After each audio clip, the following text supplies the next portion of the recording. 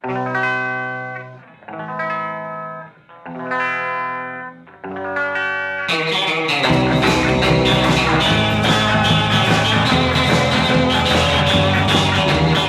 I first started, it was big influence was the Z-Boys, Aaron Acosta, Butch Sturbins, these guys.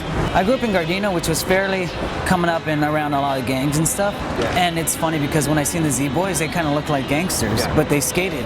A lot of people think of the Z-Boys as just pools, but once they got like a whole new generation of skaters in, they were, you know, wall riding, launch ramps were big. I remember I was mesmerized by them, and I was like, wow, these guys, I hear about them going to contests, getting in fights, they look like gangsters. I was like, I think I like these guys, you know? And then I started getting introduced to videos, and I was like, wow. Started watching Powell videos, and of course, like, people from my generation who wasn't inspired by Powell videos. They were not, you know, Stacy Peralta and what he did. He captured something that was like, wow, like I just want to call up some of my friends and just go to Hollywood and skate on the stars. You didn't care. And I was at 135th Street School in Gardena, which was a pretty bad school. People would get jacked for their boards and stuff like that. But I seen Rodney there, and I remember going, oh my God, it's Rodney Mullen. He's skating street now. And I was like, wow, and he's, you know, he's good. I mean, how could you not be good? You're a freestyler, but freestyle and street, it's skateboarding. Yeah. He talked to a buddy of mine saying, hey, that kid's pretty good. My buddy was like, yeah, he's just, you know, he's just a down-to-earth kid that just skateboards from Gardena. He's like, that's cool. He's like, hey, I wouldn't mind giving you boards and stuff. And I was like, wow, that's cool. And I remember him, as he was telling me, like, I want to give you boards, I was thinking, does that mean I got to get out of my Z-rollers?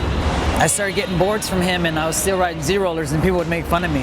And I remember that's when I started looking at the mags, and I was like, oh, Jason Lee, he's such a cool skater. What's he riding? Oh, he's riding Ventures.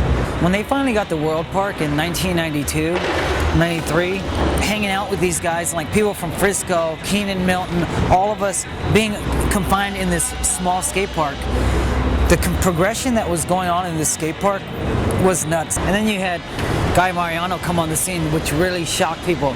Seeing like this little kid that was, for some strange reason, you didn't know what was going on or how these things were possible. And at the time, you're just like, whoa, Guy Mariano. Just the whole Blind video in general shocked everyone, you know? With all the guys that they paved out and brought under their roof, if you look at the industry now, it's like all the different companies and all these different ones were all at one point combined in one little kids, you know? I would be invisible till this day if it wasn't for TransWorld, you know? TransWorld's the one who people could hear about you, but there was no internet either. There was nothing. You were invisible. The magazines is what made you visible and what made you have a career. And that's what TransWorld did for me. They were a magazine that you could look at and go, finally, like see what's current, see what's going on. And to actually get a photo in TransWorld was insane. And finally when you did, you would go somewhere and somebody would recognize you. Like, holy, I seen you in TransWorld.